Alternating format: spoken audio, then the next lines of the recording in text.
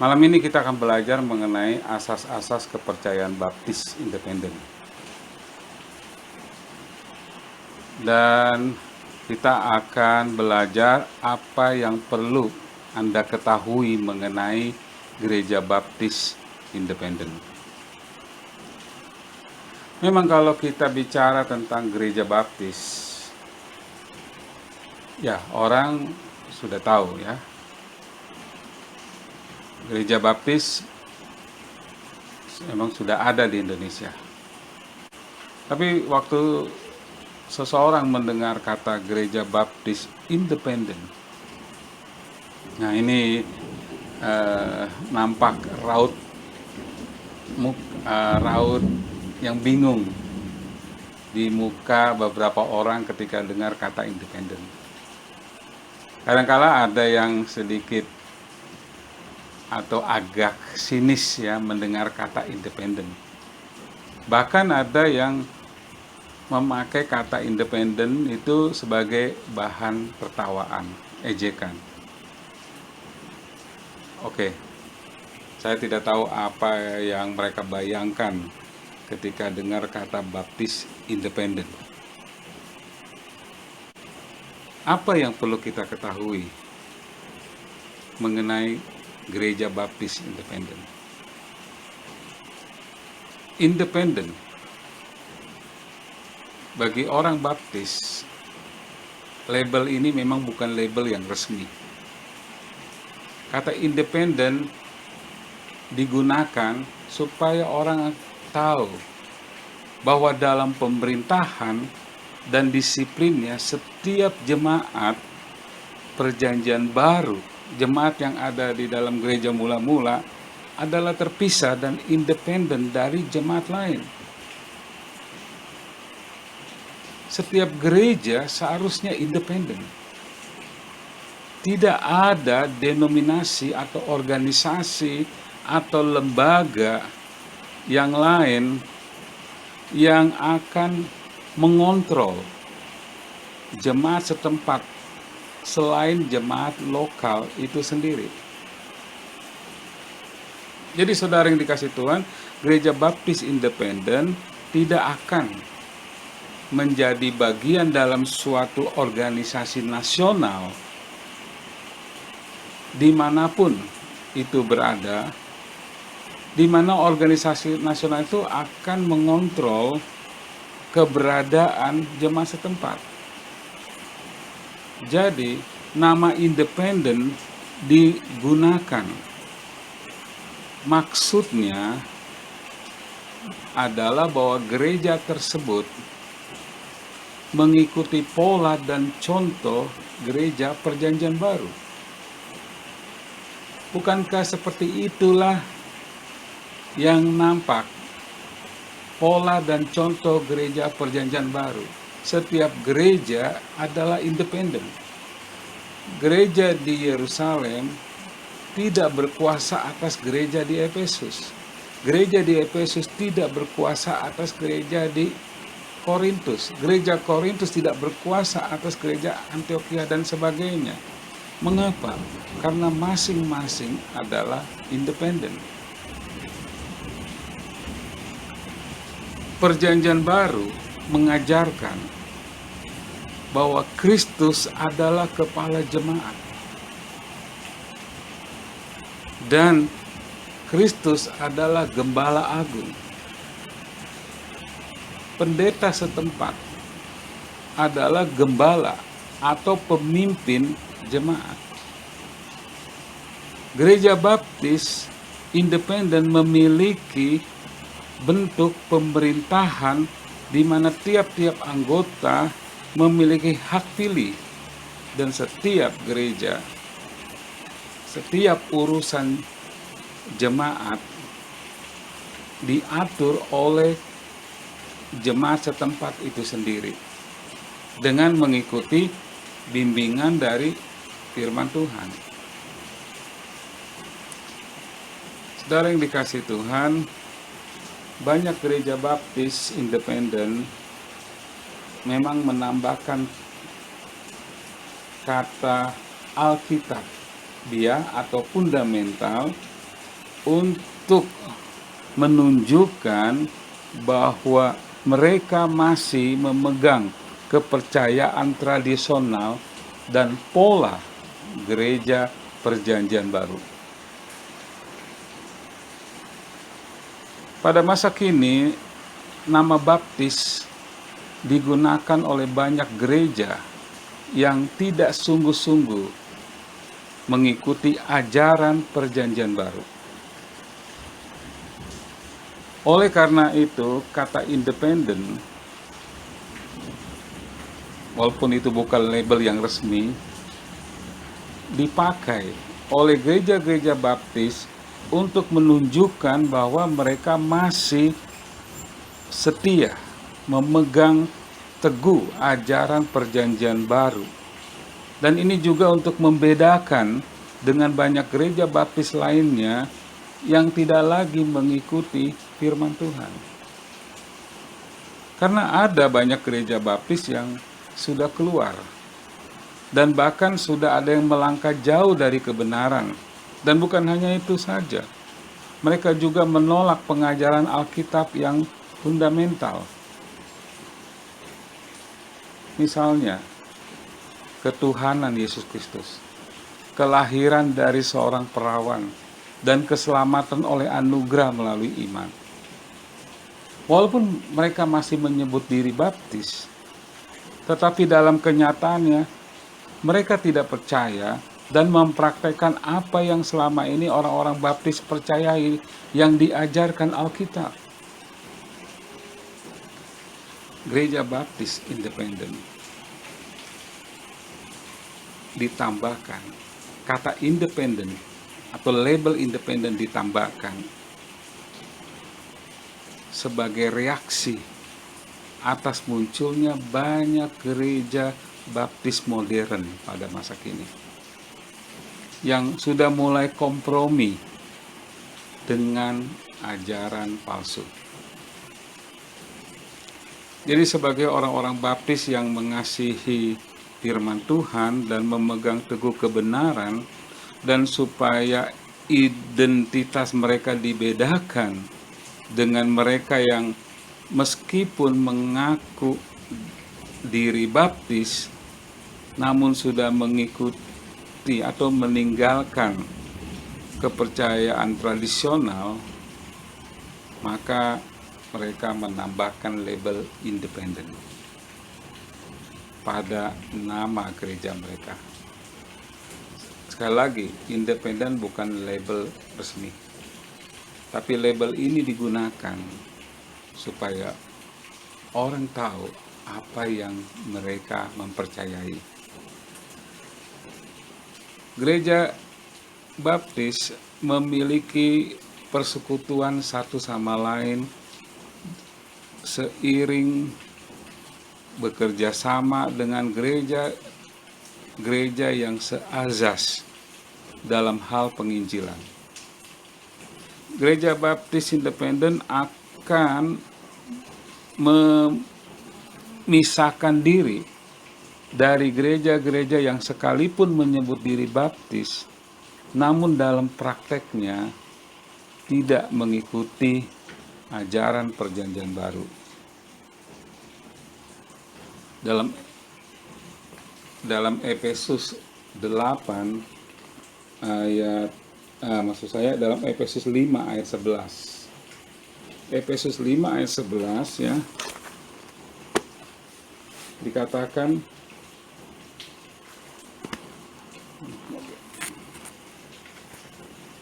janganlah turut mengambil bagian dalam perbuatan-perbuatan kegelapan yang tidak berbuahkan apa-apa, tetapi sebaliknya telanjangilah perbuatan-perbuatan itu.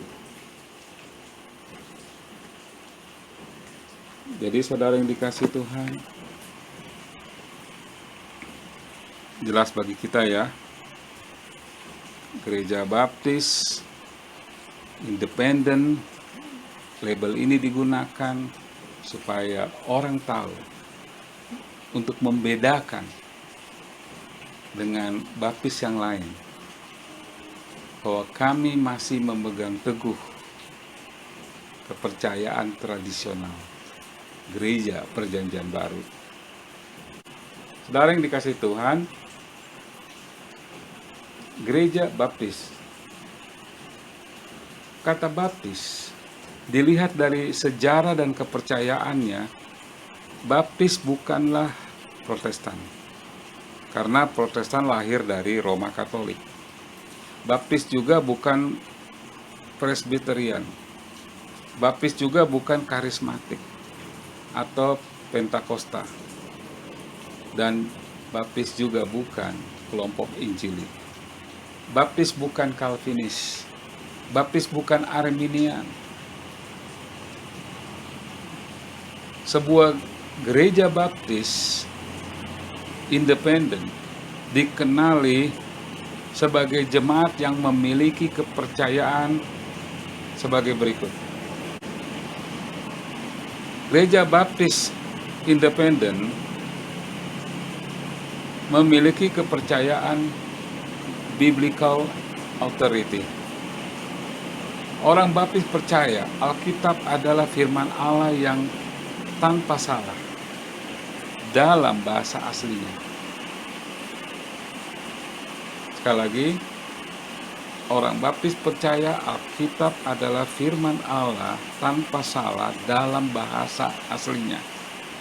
Karena Alkitab diilhamkan Allah dan diterima sebagai satu-satunya kitab yang memiliki otoritas untuk iman dan kehidupan, baik oleh jemaat sebagai suatu organisasi maupun oleh anggota sebagai individu.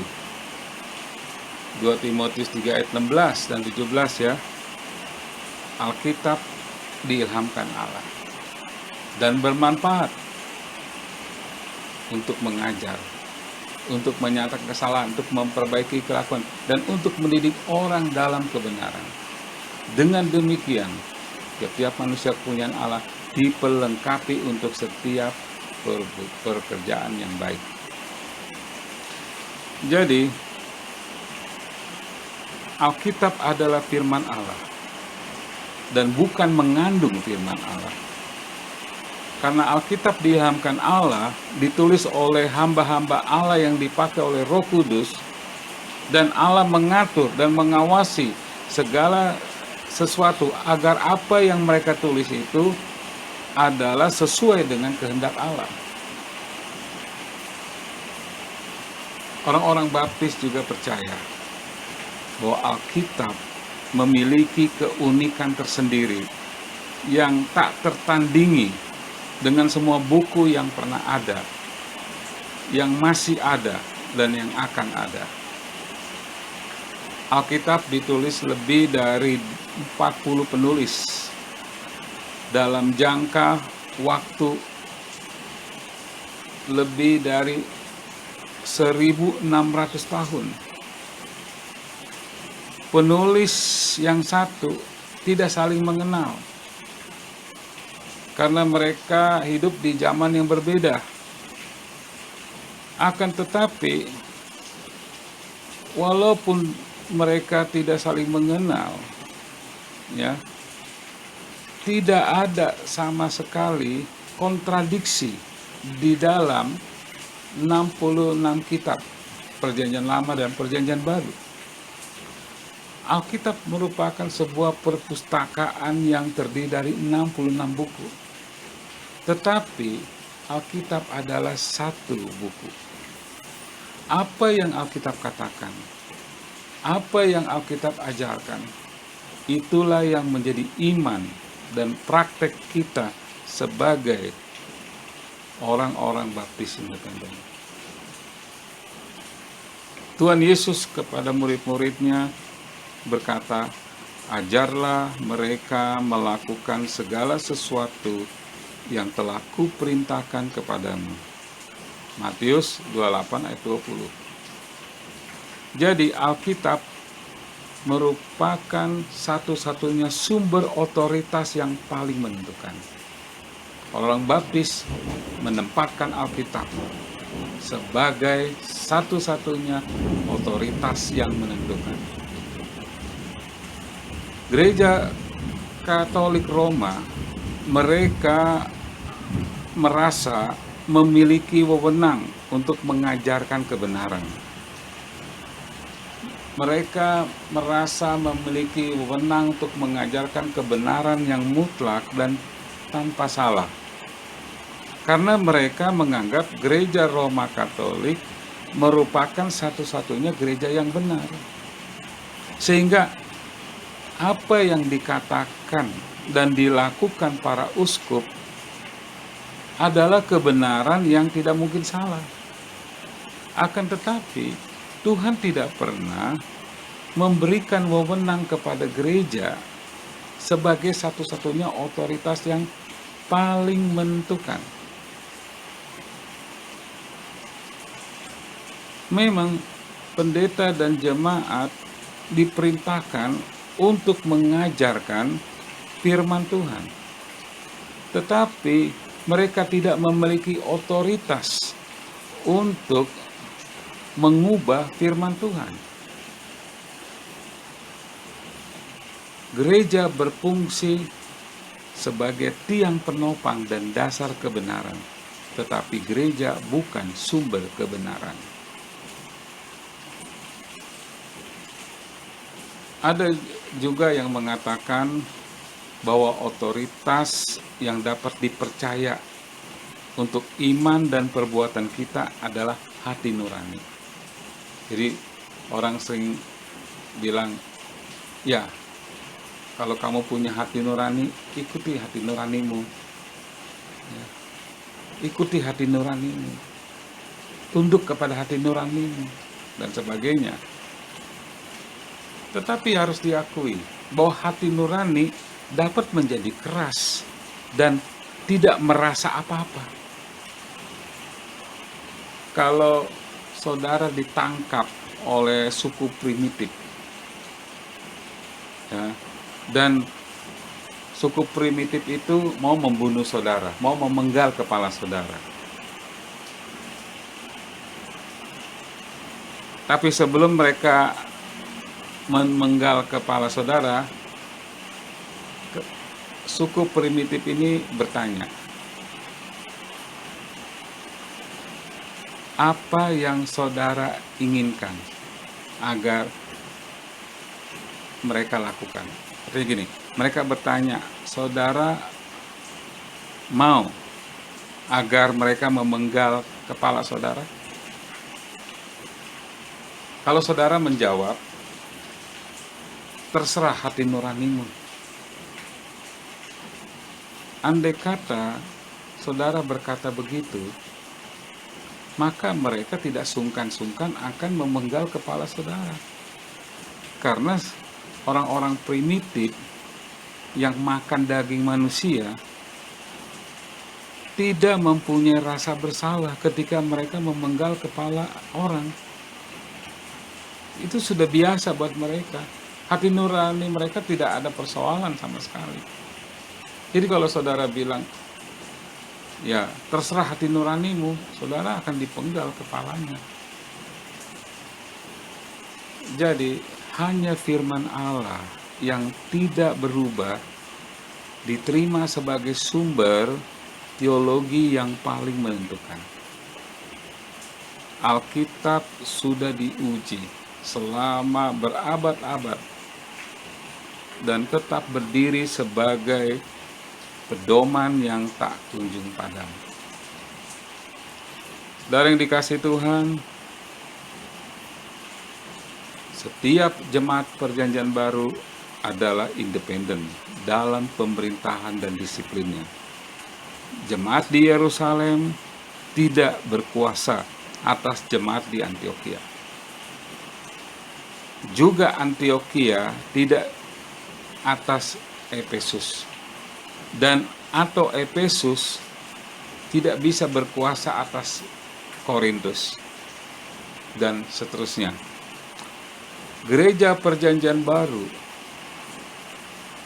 tidak memiliki atau tidak nampak dalam bentuk sinode, tidak nampak dalam bentuk presbyterian, tidak nampak dalam bentuk denominasi atau bentuk organisasi manusia yang mengontrol jemaat setempat. Jadi seorang pendeta di gereja setempat tidak perlu khawatir kalau ada pimpinan yang akan menegur dia. Tidak perlu khawatir, karena itu adalah gereja setempat. Saudara yang dikasih Tuhan, kalau kita perhatikan, Kristus dan rasul-rasulnya tidak pernah memberikan sebuah nama sekte. Jika terdapat lebih dari satu organisasi jemaat, maka kata jemaat-jemaat plural ya dipakai, bukan kata jemaat tunggal. Kata jemaat tidak dipakai dengan arti universal, tapi kata jemaat dipakai dalam arti setempat, lokal.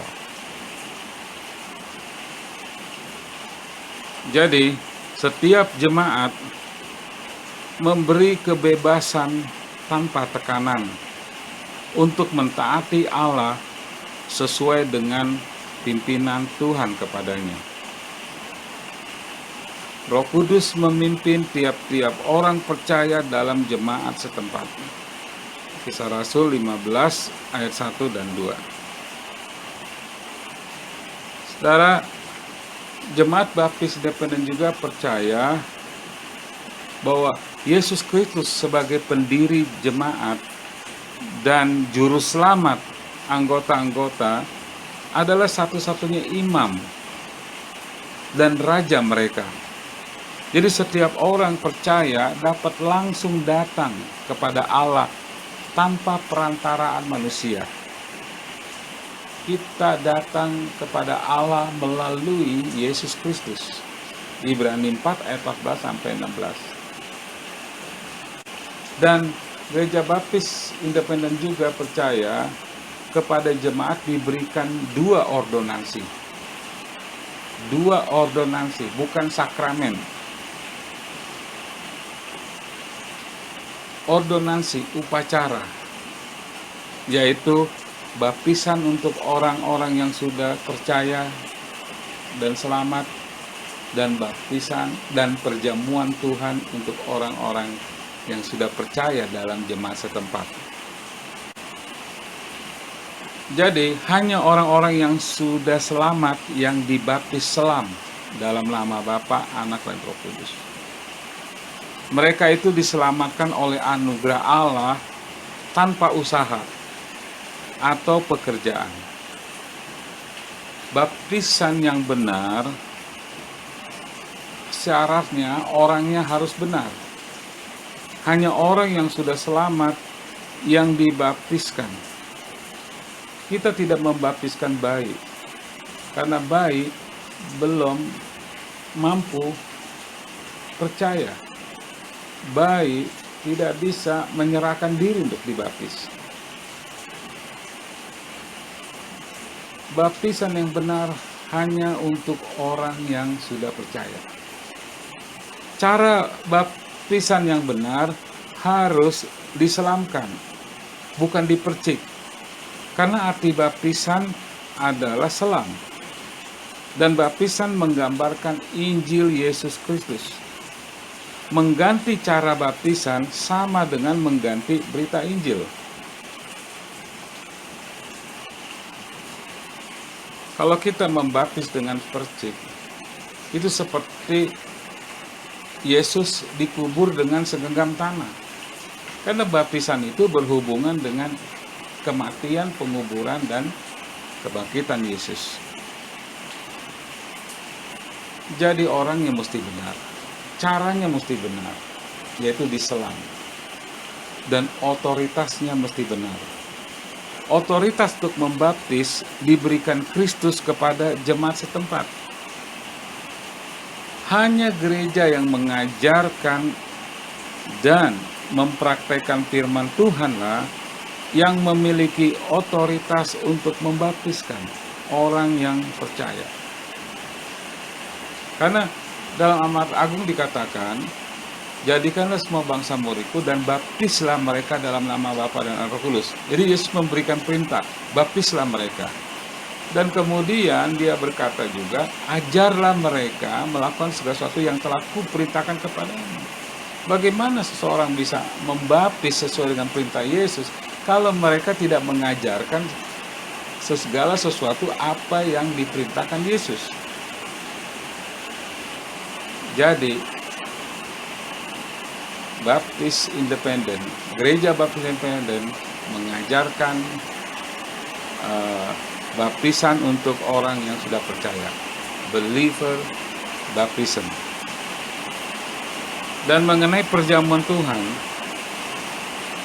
bagi orang-orang Baptis Independen, hanya orang-orang yang dibaptis demikianlah yang boleh mengikuti bagian dalam perjamuan Tuhan. Yang boleh ikut merayakan perjamuan Tuhan hanyalah anggota-anggota jemaat setempat yang sudah dibaptis. Yesus Kristus memulai perjamuan Tuhan pada malam sebelum disalibkan, dan dia hanya dengan murid-muridnya. Padahal ada saudara-saudara lain yang sudah percaya, tapi kenapa dia dengan murid-muridnya? Kemudian pada malam itu, ketika mereka melaksanakan perjamuan Tuhan, Yesus memberikan otoritas kepada jemaat untuk melakukan perjamuan Tuhan sebagai peringatan akan dirinya sampai Tuhan datang kembali. Jadi perjamuan Tuhan adalah peringatan dan bukan untuk keselamatan.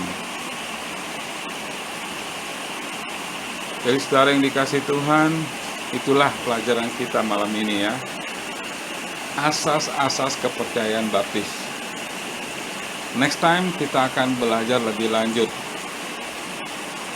Next time kita akan belajar lanjutannya, yaitu apa yang perlu Anda ketahui mengenai Gereja Baptis Independen. Kiranya pelajaran kita hari ini cukup sampai di sini, dan saya berharap ini bermanfaat bagi kita semua. Tuhan memberkati. Selamat malam.